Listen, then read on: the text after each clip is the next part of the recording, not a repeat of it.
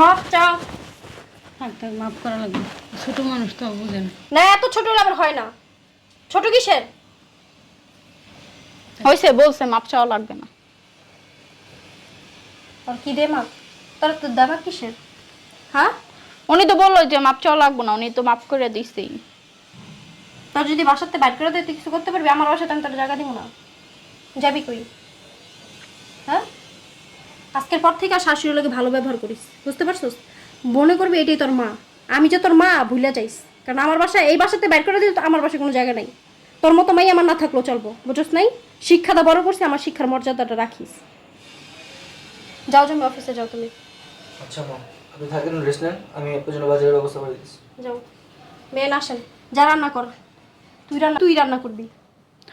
আম্মা, আপনি আমার মাফ করে দেন, আমি না বুঝতে পারি নাই আসলে, আপনি আমার মাফ করে দেন।